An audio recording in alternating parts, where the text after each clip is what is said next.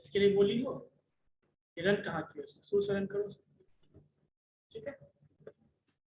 एक भी चेंज में आंसर स्टार्टिंग से क्या खत्म हो रहा है, सबको रन करके देखो हो जाए। और कहाँ इशू है, उसको पहले होने दो ना, तब ट्राई करो। पहले वाले को होने दो, उसके बाद देखो पहला हो गया, अब दूसरा करो, हो गया, ठीक है। अब इसको करो, देखो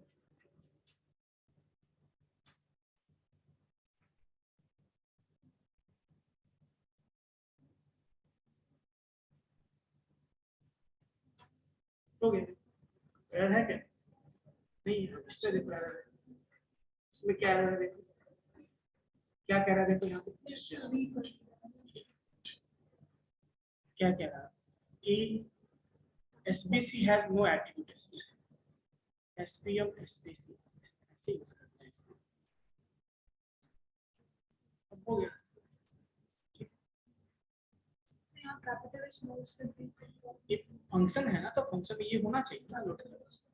हो गया, आपको यहाँ पे इशू है, SPM यहाँ पे लियो, तुम SBC लिख रही हो, यहाँ पे SPM होगा यहाँ पे, ठीक है। ये कहाँ से गया?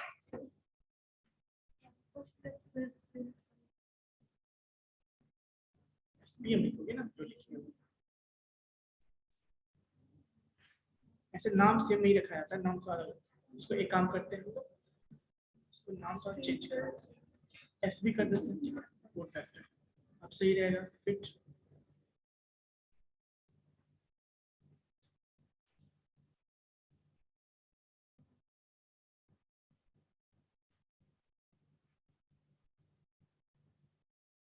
SPC ऑब्जेक्ट नो एट्रिब्यूट,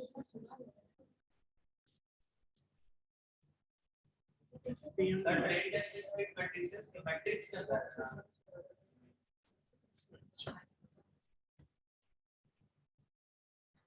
कुछ तो नहीं था इसमें।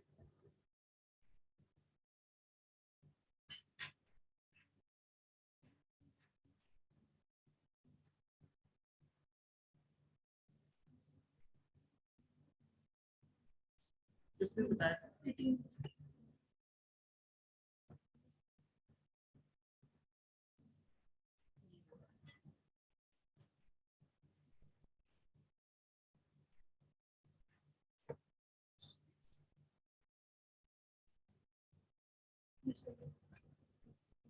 सही तो SPC SB equal to SPC सही लिखी हो। वापस से मुझे प्रिंट करवाते तो सर SBC क्यों ना करवा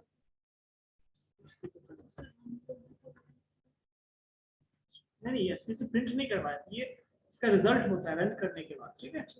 और यहाँ पे तुम लिखी हो ना कहीं कुछ मिस्टेक की होगी, इसीलिए ऐसा आ रहा है। SP इक्वल्स टू मान लो क्लास का नाम SPC नहीं, उसके अंदर SPM के अंदर ये फंक्शन है SPC, सपोर्ट वेक्टर क्लासिफायर, ठीक है। तो क्लास की एक्सटेंड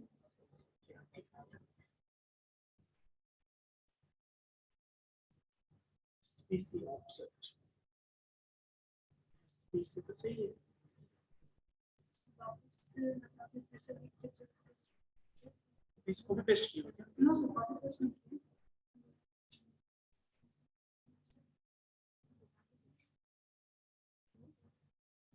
यहाँ पे वो किया हो क्या पहले? अच्छा हम समझ गए क्या इसको। यहाँ पे SPM लिखी हो ना, SPM लिखी हो, ये गलत है। SPM ये सही है।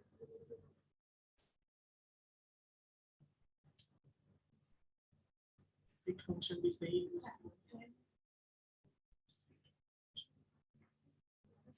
एक्सटेंड राइट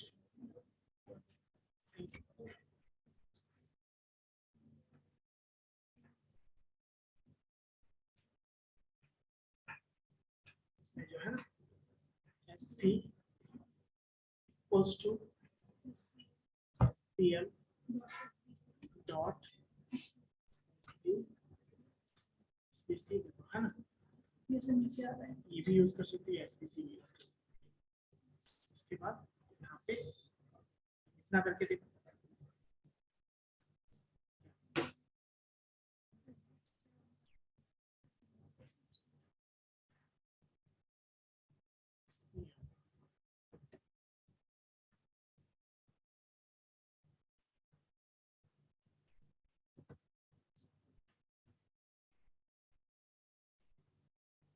तो मुझे लगा नेटवर्क के कारण ऐसा हो रहा है, लोड नहीं हो पा रहा है इसलिए। ठीक है, spm.spc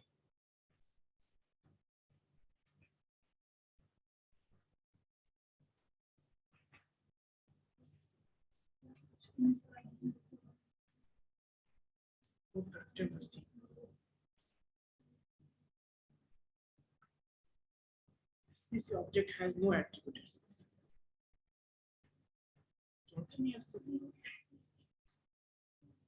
तो सही है, फिर क्यों आ रहा है? और देखो क्या यूज की, सेट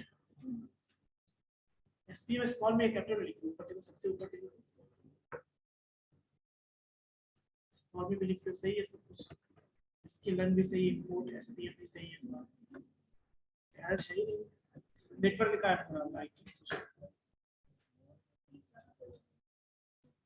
इसको एक काम करो,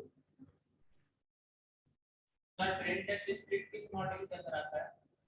मॉडल सिलेक्शन टाइप करो तो उसको कुछ भी नाम दो, एसबी नाम दे दो या एसबी1 कुछ भी नाम दे दो। एसबी दे देंगे। एसबी एसबी1 देख के देखो। आप लोग लैपटॉप का मेरा लैपटॉप ये वाला लैपटॉप सब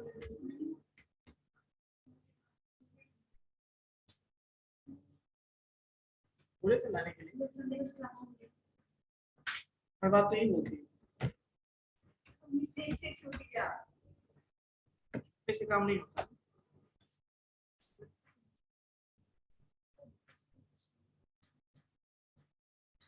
छोड़ो इसको, एक minute.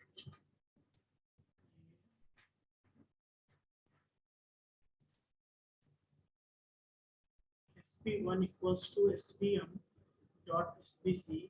spc object has no attributes.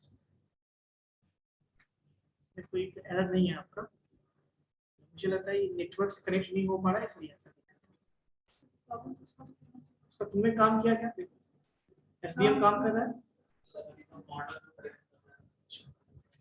मेरे को तो काम कर रहा है, देखिए यह भी था काम। सर स्टैटिक वाई का वैल्यू क्या देते हैं आपको? वाई देते हैं,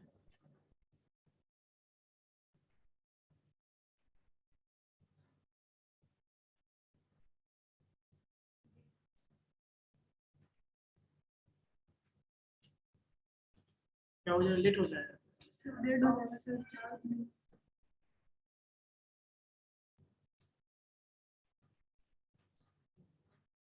सर बाकी ये तो पहले करते हैं उसी नो एट्रीब्यूट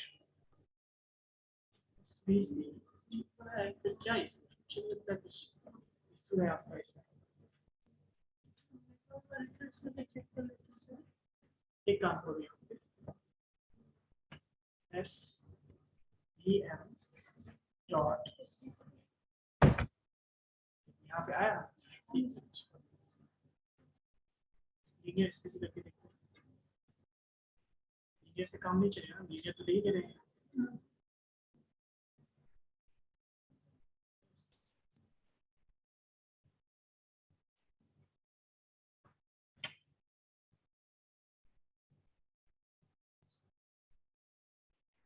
यही बता रहा है और यहाँ पे ये ले रहे हैं, यही बता रहा है।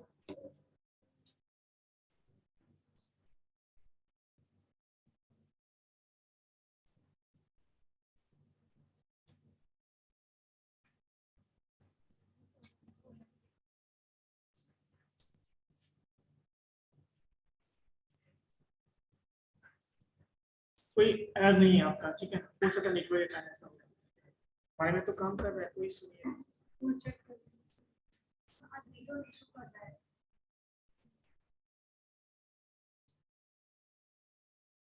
काम कर रहे हैं,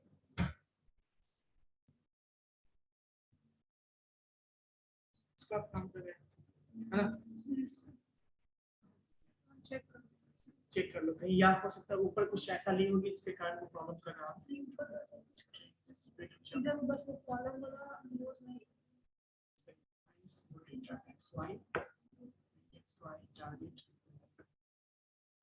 यहाँ पे कॉलम से नहीं है, उससे तो कुछ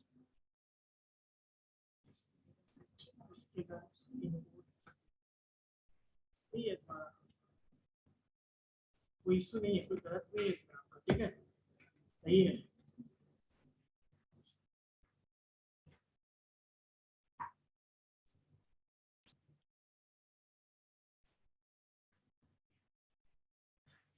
टैप करके देखिए, नेटवर्क में देखिए, कोई इशू नहीं है उसमें, ठीक है। आगे क्या हो अलग बात है, मुझे उस स्लाइड में कोई प्रॉब्लम नहीं है। sbm.sbc sbm sbm एक चीज देखो, sbc यूज की, अच्छा तुम डायरेक्टली ले आए हो, आप वो भी कर सकते हो, कोई इशू नहीं, तो उसको मत दो।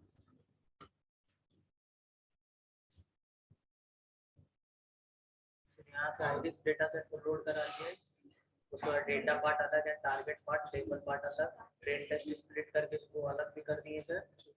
और इसके बाद इस एसबीसी का एक ऑब्जेक्ट बना लिए, इसके बाद फिट करा लिए एक्स ट्रेन वाई ट्रेन देके, और इसके बाद जो काम कर रहा है ट्रू वैल्यू दे करके सर इसको प्रेडिक्ट करवा दिए, टेस्ट डेटा दे करके वाई ट्रू में उसको सेव कर दिए, रख लिए मतलब। और एक्यूरेसी निकालने के लिए एक्यूरेसी का सर उसको स्कोर का यूज किया। सर एक्यूरेसी या 1 का मतलब क्या होगा? 100%। 100% एक्यूरेसी आ रहा है। डेटा कौन सा लिया? आईरिस। आईरिस बहुत कम है उसमें। हाँ ज़्यादा है। कितना परसेंट लियो टेस्ट साइज? 0 क्यों करके देखो, तो करके देखो आप उसको रखकर वहां से वही से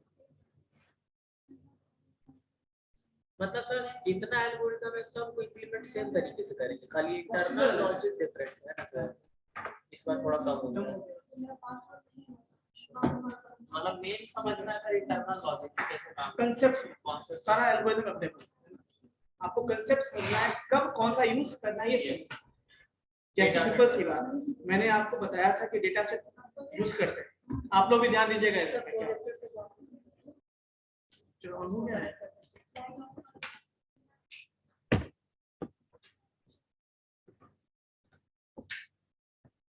काम करेगा सर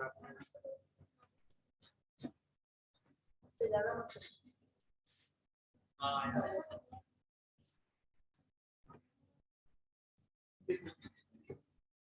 हर एक एल्गोरिथम जितना भी मैंने बताया था, चाहे वो केएनएन हो, चाहे वो डिसीजन ट्री हो, चाहे वो लीनियर रिग्रेशन हो, चाहे वो लॉजिस्टिक रिग्रेशन हो या एसपीएम, सारे एल्गोरिथम का तरीका अलग है। डेटा लेना है, ब्रेक करना है, उसको अप्लाई करना है, फिट करना है। डिफरेंस कहाँ पे आता है? देखो यहीं पे, केवल जो लोड करते हैं यहाँ अलग अलग डैशबोर्ड, बाकी सब कुछ तो सेम ही है। सबके अंदर फिट फंक्शन है, सबके अंदर फिट फंक्शन है, लेकिन आखिर वो एल्गोरिथम कैसे काम करता है उसके लिए देखो मायने रखता है, उसके बेस पे हम चेक करते हैं, ठीक है, उसके बेस पे हम चेक करते हैं, ठीक है। उस दिन भी तुम वो जो पूछे थे तुम लोग, जो सर इस केस में लाइन हो तो क्या होगा, पूछे थे ना? उस केस में जो लाइन होगा तो हमें एक्स से मतलब है ना, इस केस में मान लो होगा तो ये जो आप लाइन आपने बीच में ड्रॉ किया, ये आपका क्या है? सपोज ये मान लो ऐसे कोई लाइन गया है, ये जो पॉइंट पॉजिटिव है यहाँ पे, इसका ये स्लोप भी मान लो पॉजिटिव होगा, इधर वाला पॉजिटिव आएगा, इसको पॉजिटिव लाइन बोलेंगे। इधर जाओगे तो आपको एक्स क्या आएगा? नेगेटिव आएगा। तो नेगेटिव आएगा तो इसके पे ये जिधर इधर कोई भी पॉइंट होगा तो नेगेटिव ही आएगा। तो नेगेटिव आएगा तो इसका मतलब क्या है? इस पार्ट को नेगेटिव बोलेंगे, नेगेटिव को इसको प्लस हम बोलेंगे, इस तरह से, ठीक है। कोई दिक्कत? तो इसी पे काम करना, और इसके बेस पे आप निकालोगे ना, क्योंकि सिंपल एक्स नेगेटिव है हमारा, वाई नेगेटिव, हमें एक्स फीचर को रिप्रेजेंट करता है, तो एक्स ही को तो देखना है हमें, उसके बेस पे निकालना। सर मशीन लर्निंग का एग्जाम होगा? बिल्कुल होगा। तो मतलब कब होगा? अभी जैसे कि अभी एसवीएम तो पहुंच चुके हो एसपी, इसके बाद और भी एल्गोरिथम्स हैं, जैसे एक नेवेजियन बताऊंगा मैं तुमको, वो बताऊंगा इंपॉर्टेंट है, उसके बाद न्यूरल नेटवर्क बताऊंगा, दो एल्गोरिथम और तुम लोगों को बताऊंगा। सर वो बताइए ना सर, इमेज लेकर प्रिडिक्ट कर लेगा वो, अच्छा सर हाँ वो भी बताएंगे, पहले इसको कंप्लीट कर लेते हैं, तो वो सब प्रोजेक्ट पे करवाऊंगा। यस अभी क्या है, सिंपल पहले समझ, सारे एल्गोरिथम को समझोगे तब तो उसको यूज करोगे। और एक्चुअली इमेज पे वो काम नहीं करता, वो भी फर्दर इमेज को ब्रेक ही करता है। यस सर, तो समझने के मैं तुमको ये भी बताऊंगा डेटा सेट बनाते कैसे हैं, बहुत आसान है, तुमको ये सुना लोड कैसे करते हो कुछ नहीं पता, ठीक है। लेकिन पहली बात है कि सारा जो बेसिक है कैसे क्लियर हो जाएगा। अब इसके दो एल्गोरिथम और बताऊंगा तुम लोग, एक नेवेजियन और एक बचेगा आपका ये न्यूरल नेट सर पीडीएफ भेज दीजिएगा ना, लॉजिस्टिक रिग्रेशन तक का भी अगर होगा तो भेज दीजिएगा, उसमें तो खास आएगा आपका लीनियर रिग्रेशन तक का। लीनियर लॉजिस्टिक था उसमें, लीनियर और लॉजिस्टिक दोनों था सर, लीनियर भी था आया नहीं है, मतलब उसके पहले वाले का डिसीजन देखना पड़ेगा। और मैं और मोस्टली चीजें जो है मैं ऐसे बता रहा हूँ, उतना ही सर, वहां तक भेज दीजिएगा। मैं बना के टाइम लगेगा तो बना के सर उसका स्क्रीनशॉट लिए है सर, एक ये वाला बताया था ना, कौन सा वाला एसवीएम, इसका हम लोग स्क्रीनशॉट लिए हैं, उसके पहले वाला लीनियर रिग्रेशन तक का भेज दीजिएगा। ठीक, लॉजिस्टिक का तो है ही उसमें। हाँ उसमें लॉजिस्टिक लीनियर दोनों है सर, लीनियर नहीं होगा उसमें, मुझे पता है, ठीक है। सो बेसिकली देखो लीनियर में जो मैथमेटिक्स में बताया वही चीज है, ठीक है। सो कुछ इस तरह से काम करता है, ठीक है। तो मेनली ये सारा काम सब में करते हैं, कोई भी एल्गोरिथम लोगे। अभी बताओ कि कौन सा एल्गोरिथम पढ़ रहे हैं हम लोग, क्लासिफिकेशन पढ़ रहे हैं ना सारा। Yes sir. सारा आपको क्या क्लासिफिकेशन रिलेशन मैंने एक ही बताया था, वो कौन सा था? लीनियर वाला, लीनियर रिलेशन था। आपको पता है आप डिसीजन ट्री दोनों तरह के प्रॉब्लम को सॉल्व कर सकते हैं। तो जब हम डिसीजन ट्री में क्लासिफिकेशन के लिए यूज करते हैं क्या लिखते हैं? Decision tree classifier. Decision tree regression use करोगे तो रिग्रेशन प्रॉब्लम के लिए हो जाएगा। इसी तरह से यहाँ पे देखो एसबीसी है, मतलब सपोर्ट वेक्टर क्लासिफायर, एसबीआर भी है वहां पे। यदि आपको इसके हेल्प से रिग्रेशन प्रॉब्लम को सॉल्व करना हो तो क्या यूज करोगे? एसबीआर। लेकिन लॉजिस्टिक केवल क्लासिफिकेशन के लिए यूज होता है, रिग्रेशन केवल रिग्रेशन के लिए। तो लॉजिस्टिक रिग्रेशन दोनों एक ही तरह का है, बताओ एक तरह से दोनों लीनियर मॉडल है। एक होता है लीनियर प्रॉब्लम को सॉल्व करने के लिए, एक होता है क्लासिफिकेशन। सर तो डेटा सेट जैसे कि जो ऑर्गेनाइजेशन हो गया जो प्रिडिक्ट करता है कि कौन सा कंपनी का जो प्रोडक्ट है वो मार्केट में ज्यादा प्रीवेल कर रहा है, तो वो भी पहले अपना जो भी इनपुट है और जितना सेल है ये सब जो है वो इनपुट करा करके डेटा सेट बनाते होंगे सर। बिल्कुल, और उसके कलेक्ट उसके लिए बहुत सारे साइंटिस्ट होते हैं, हाँ। बहुत एक्सपर्ट्स होते हैं। कौन सा डेटा बेनिफिशियल है कि नहीं है, डेटा तो बहुत सारे होंगे ना। मान लो जैसे मैंने बताया सर्वे ही होता है, आपने देखा होगा, या सेंसस जो होता है, सेंसस मतलब जो जनगणना होता है, उसमें आप देखते होंगे ना कि बहुत सारे लोग जाते हैं सेंसस के लिए, जाते हैं, बहुत सारा फॉर्म में बहुत कुछ होता है, फिल करना शुरू करते हैं। हर कोई हर डेटा देता है क्या?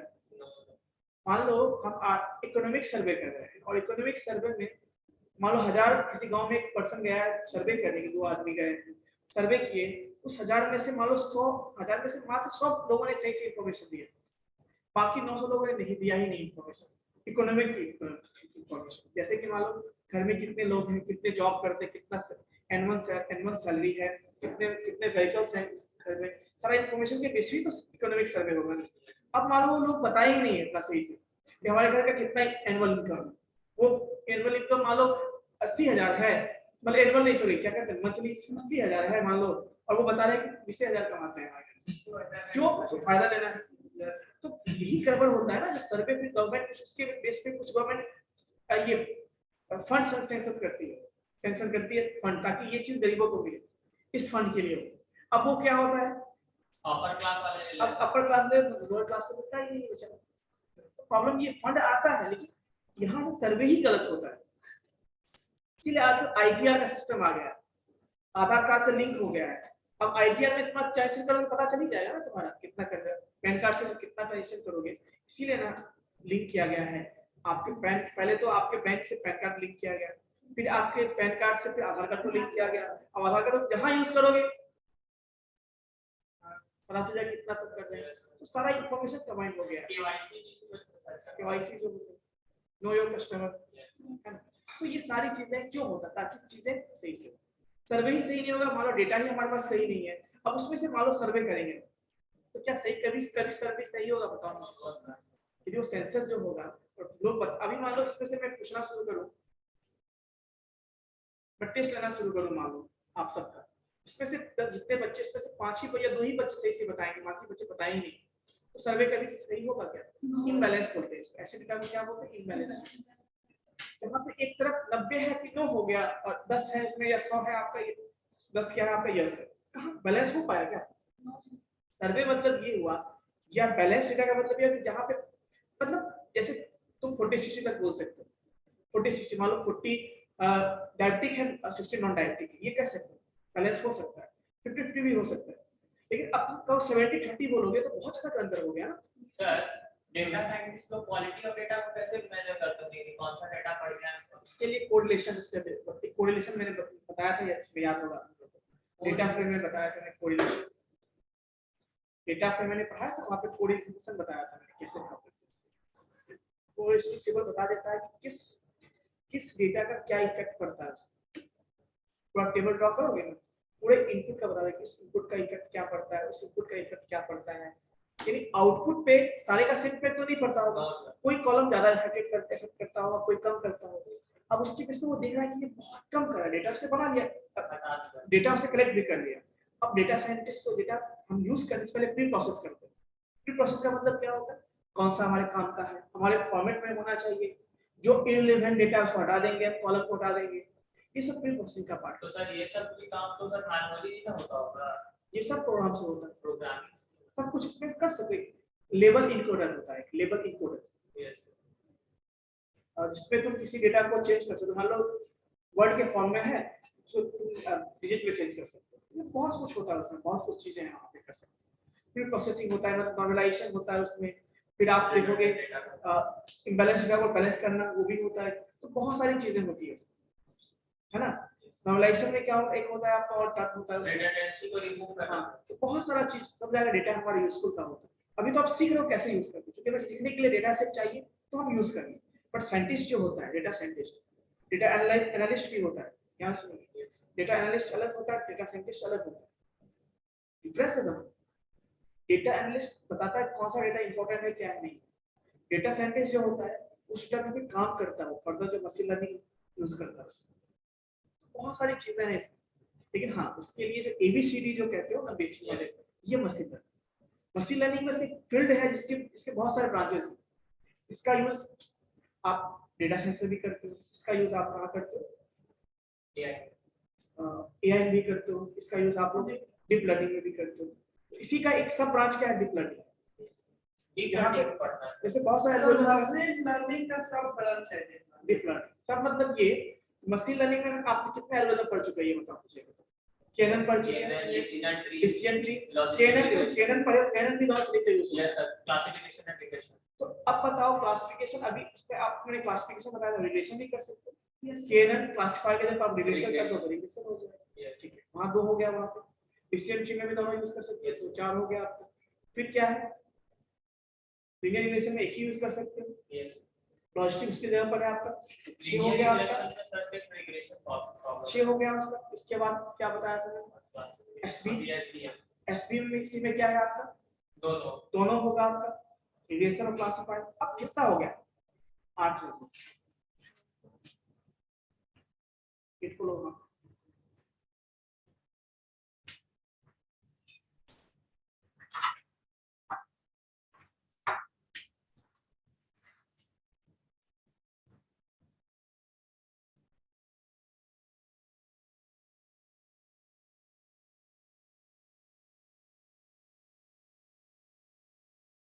तो मैंने क्या बोला आपको कि क्लासिफायर जो हम यूज करते हैं, बहुत सारे एल्गोरिथम्स हैं।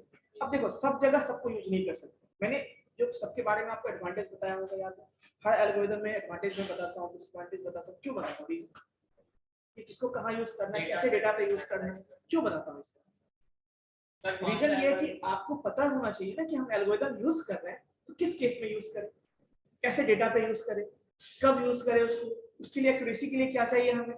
तो बहुत सारी चीजें चाहिए। ये चीज जैसे कि आप कोई मैथमेटिकल प्रॉब्लम सॉल्व करते हो आप, है ना,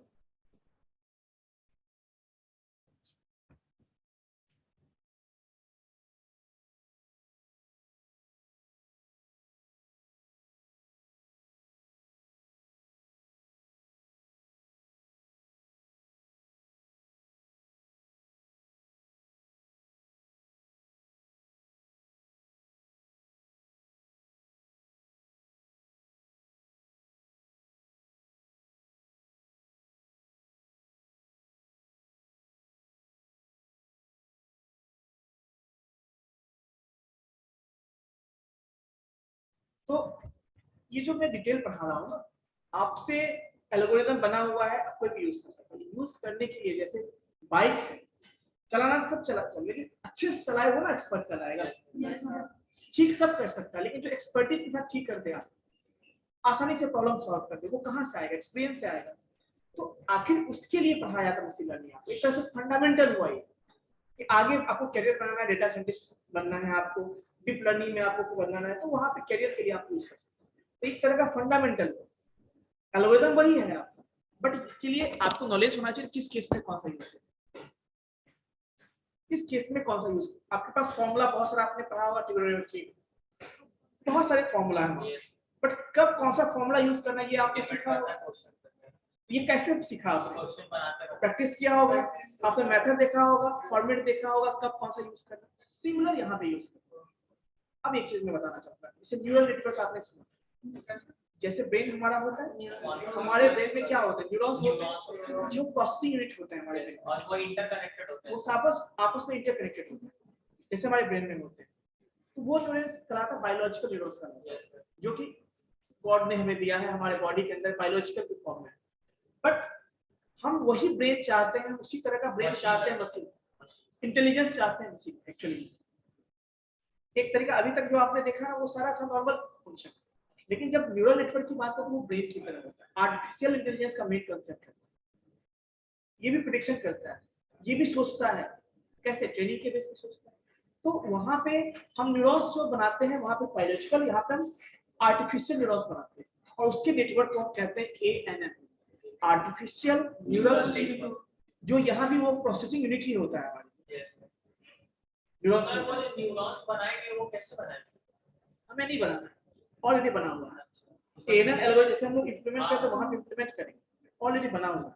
हमें उस न्यूरॉन को बस ट्रेन करना है, जैसे एल्गोरिथम को ट्रेन करते हैं उस न्यूरॉन्स को ट्रेन करना है। सर अब एक चीज और देखो, न्यूरॉन्स कम भी हो सकते हैं, इसको अलग अलग लेयर में बांटा गया। एक इनपुट लेयर होता है जहां से इनपुट आप इंसर्ट करते हो, और एक आउटपुट लेयर जहां से आउटपुट मिलेगा। उसके बीच में कितना न्यूरॉन्स, कितना लेयर हमें यूज करना है, और हर लेयर में जो फर्स्ट लेयर का न्यूरॉन्स अगले लेयर से कनेक्टेड होता है। लेकिन कौन सा कनेक्ट होना चाहिए, कौन सा नहीं होना चाहिए, उसके लिए फिर हमें ऑप्टिमाइजेशन करना होता है, हाइपर ट्यूनिंग करते हैं। डेटा हम लोग पॉइंट को चेंज करते हैं, कितना बार रिपीट करना है, कितना लेयर लेना है हमें, कितना नहीं लेना है, वो सारा डिसाइड करते हैं। सर डीप लर्निंग वाले में ये बताया है, हाँ, समझ तो वही जो है आपका न्यूरल नेटवर्क का ही जो है ब्रांच डीप लर्निंग होता है। मतलब जितने सारे एल्गोरिथम पढ़ रहे हो आप, उसमें न्यूरल नेटवर्क को हटा दो तो वो डीप लर्निंग का बेस है, और उसी पे बेस सारा एल्गोरिथम होता है। CNN पढ़ोगे, रेजनेट पढ़ोगे, तो वही चीज। मशीन लर्निंग पढ़े नहीं तो कैसे समझ में आएगा? आप समझ रहे हो कि मशीन लर्निंग में क्या होता है। तो चीजें हिडन लेयर मतलब बीच में आप देखिए, ये आप पे डिपेंड करता है आप कितना लेना चाहते हो। जैसे सिंपल टास्क है, सिंपल सी आप मान लो आपने ऐसा किया कि आपने मान लो 10 हिडन लेयर ले लिया या 5 ही लेयर लिया आपने बीच इंटरकनेक्टेड करके। आप मान लो जो एक्यूरेसी मिल रहा है वो कम मिल रहा है, आप उसको रिपीट करो, ट्रेन करो, बार बार ट्रेन किया, 5 टाइम इपॉक होता है उसका, epoch first epoch second epoch train करते हो उसको, बार बार एक ही डेटा पे ट्रेन करते हो, मतलब ट्रेनिंग देते हो, समझता है न्यूरॉन्स। अच्छा ये चीज है, एक बार में नहीं समझा, एक्यूरेसी और 70%, इससे ट्रेन किया 80%, फिर 85% हुआ। अब यहाँ पे देखो, तो हमने 7 लेयर मान लो यूज की थी, किए थे हमने 5 लेयर यूज किए स्टार्टिंग में, एक्यूरेसी में मिल नहीं रहा है अच्छे से। उसके बहुत सारे पैरामीटर उसको चेंज करके देखेंगे, लेगा नहीं, अभी भी नहीं बढ़ा, तो फिर हम क्या करेंगे, और लेयर बढ़ा देंगे उसको, और फिर देखेंगे। तो लेयर बढ़ने का मतलब कॉम्प्लेक्सिटी बढ़ा रहे हो आप, वो नेटवर्क और भी कॉम्प्लेक्स हो रहा है तो और भी अच्छे से काम करेगा। सर तो लेयर बढ़ाएंगे कैसे? क्या चीज? लेयर बढ़ाएंगे, सब कुछ प्रोग्रामिंग के थ्रू होता है।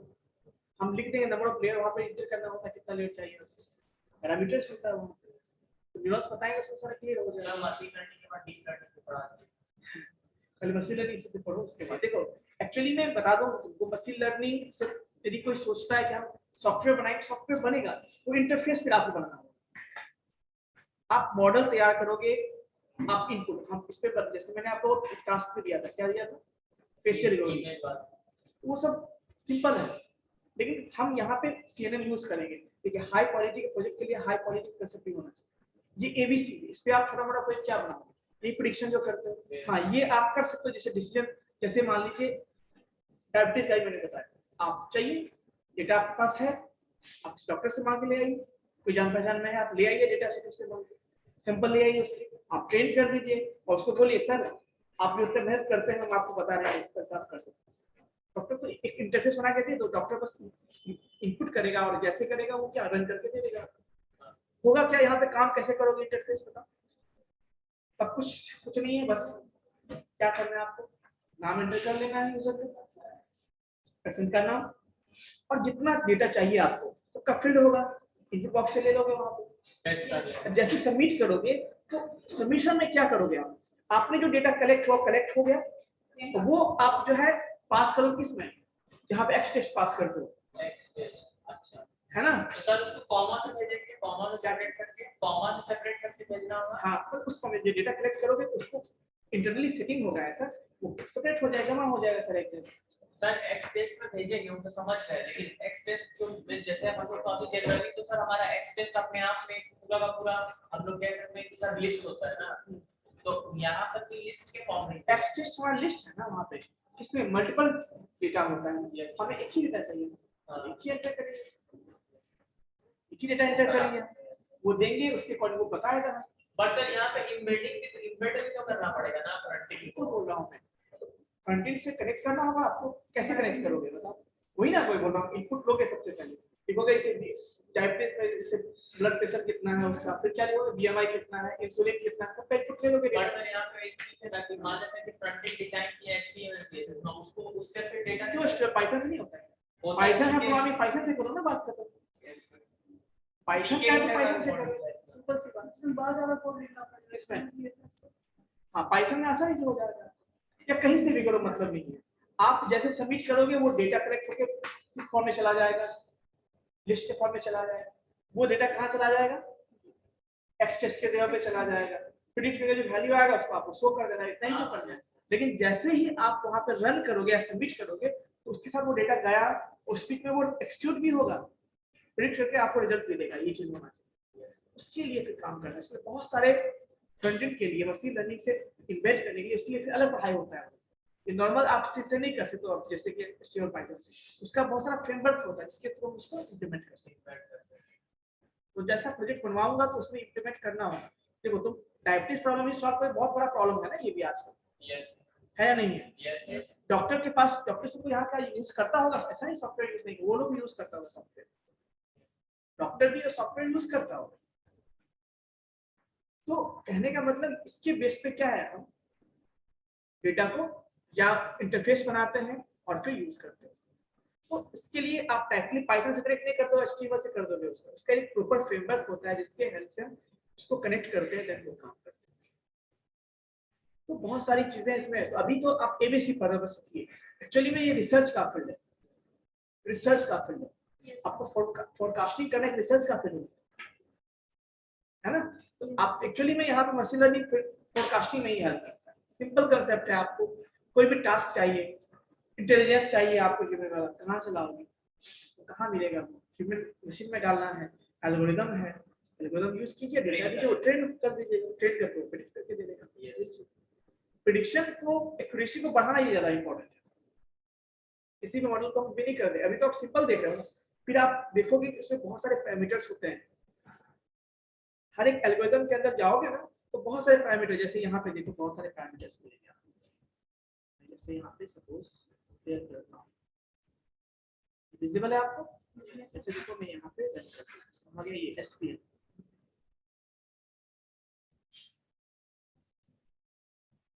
देखो यहाँ देखो ये कितने हैं पैरामीटर, दिख रहा है, अभी ये पैरामीटर समझ नहीं रहोगे, तो फिर आपको जब टास्क मिलेगा तो इसको समझोगे, इस पैरामीटर सबको फिर देखो किस पे डिपेंड क्या करने से हमारा परफॉर्मेंस और भी अच्छा हो जाएगा, कंसिस्टेंट हो जाएगा। तो बहुत कुछ चीज है प्रोजेक्ट में, इसी में आप करोगे बहुत कुछ, लेकिन आप तुम सोचोगे कि वेब डेवलपमेंट की तरफ दिखाएं, वहां पे वो प्रोजेक्ट नहीं होगा वैसा बनेगा।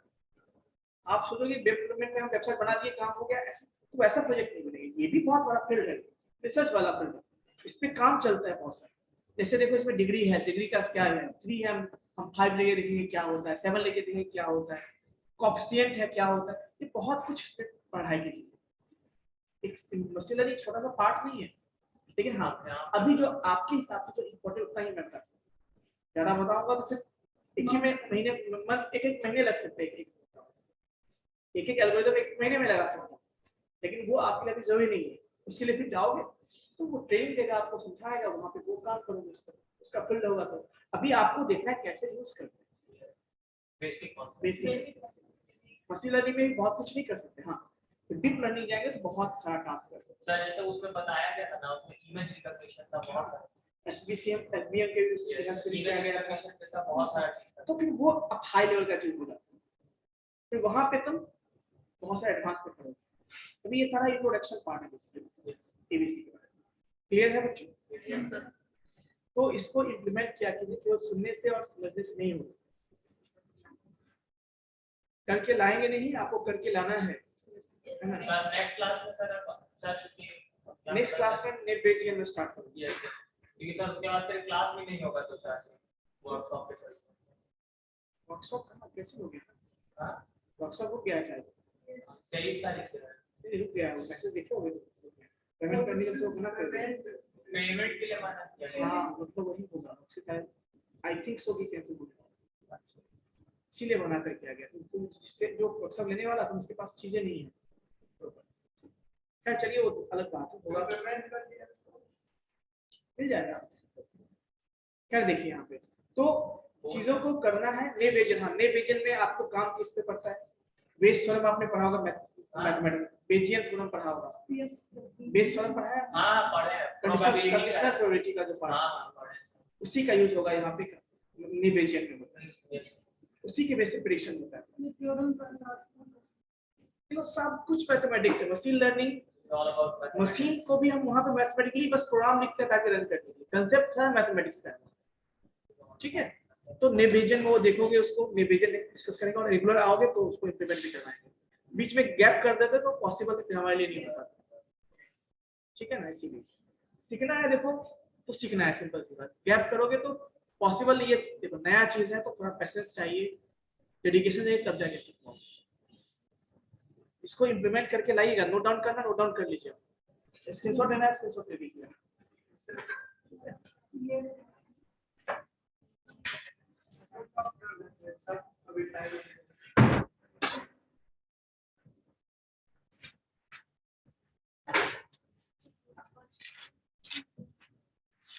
और ध्यान रखिएगा जब जितने भी लाइब्रेरी है ना सबको एक साथ रखा करो। क्यों? क्योंकि जब एक बार रन करेंगे सारा लाइब्रेरी लोड हो जाएगा, ये फायदा है। तो इसीलिए हम स्टार्टिंग में सारी लाइब्रेरी नहीं बेजियन। आप लोग थोड़ा सा कंडीशनल प्रोबेबिलिटी पढ़ के आइए, कंडीशनल प्रोबेबिलिटी में बेजियन थ्योरम है।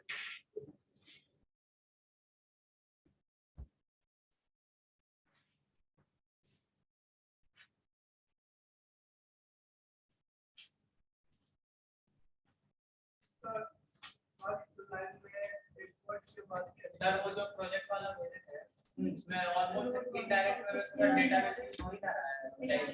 मान लीजिए अगर फेस रिकॉग्नाइज करें उसके बाद सर उसका तो रिवॉर्ड होगा नीचे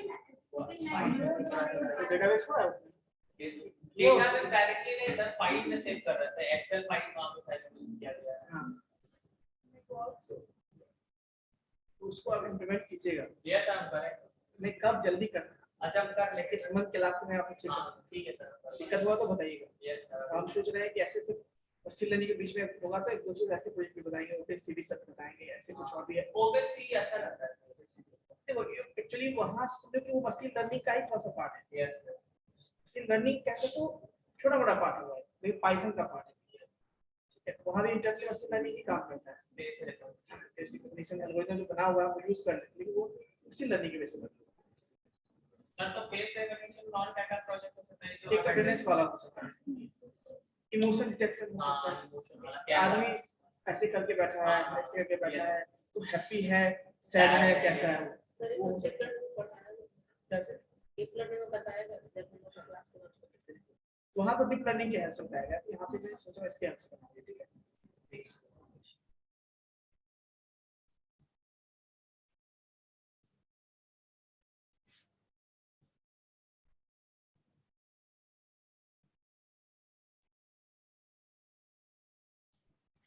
ध्यान रखिएगा जो भी यूज करते हैं आपका वो प्रॉब्लम सॉल्व हो जाएगा।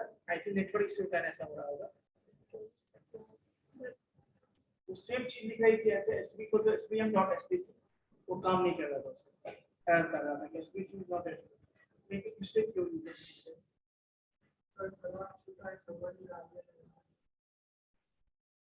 तो आंसर भी तुम ही बोल दिए, सॉल्यूशन भी तुम ही बोल दिए। ये समझ में नहीं आ रहा। सर क्लास छोटा था ये तो है, लेकिन एसबीएम अच्छा समझ में आ गया। सिर्फ हम लोग पिछले क्लास में नहीं आए थे ना, तो इम्प्लीमेंट नहीं समझ में आया। उस दिन तो क्लास बहुत अच्छा लगा। फिर कोई बात नहीं है, जहाँ से हो वहाँ से पहले पढ़ो, है ना, बाद में होगा तो रिवाइज करवा देंगे। यस, वैसे भी सर इसको पढ़ने के थ्रू धीरे धीरे रिकैप हो ही जाता है। देखिए, कोई भी चीज सीखने के लिए, कोई भी नया डिवाइस में पैसेंस सबसे बड़ी बात है। पैसेंस के बिना कुछ नहीं। अब तुम आज तुम शुरू किया, आज ही हम जाके सॉफ्टवेयर डेवलप करते हैं, वो नहीं होता। पहले चीजों को समझोगे तब इम्प्लीमेंट करोगे।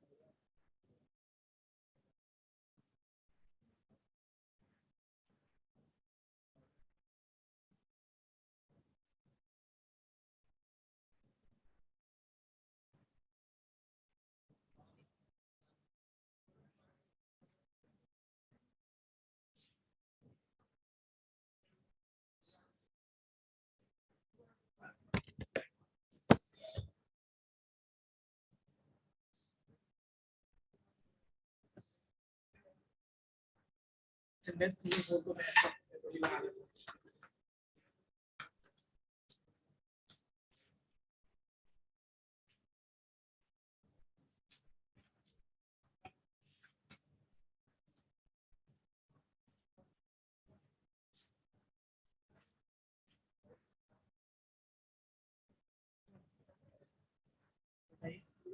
Batch number roll number 17। 17 sir.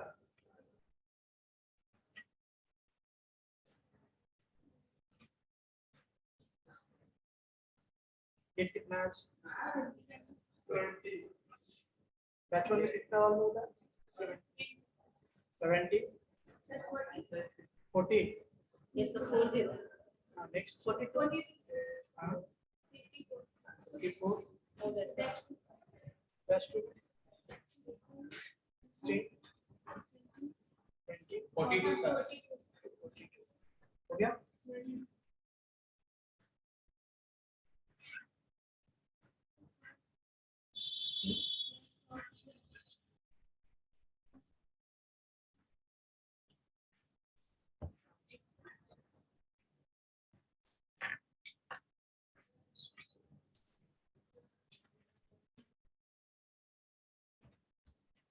तो बैच में 42 हो गया।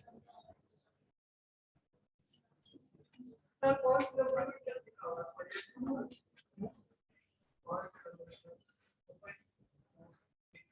नंबर कौन सा? SVM.SBC। SBC का SBC कैपिटल है।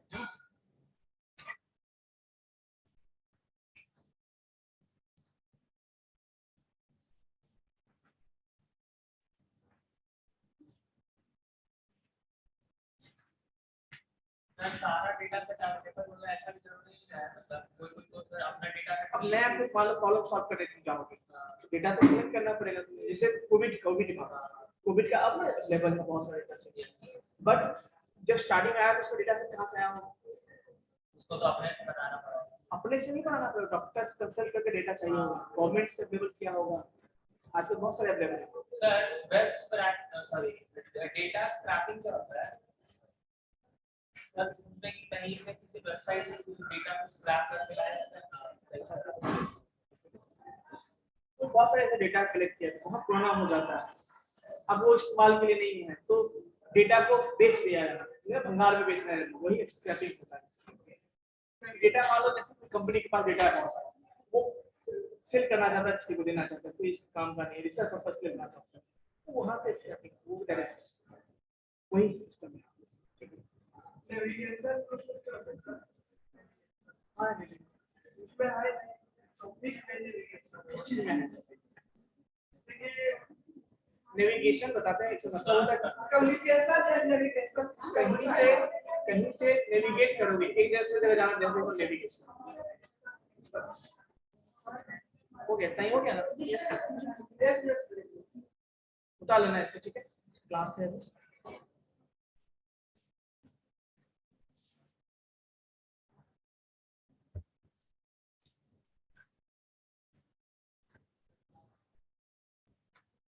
Last 10 minutes.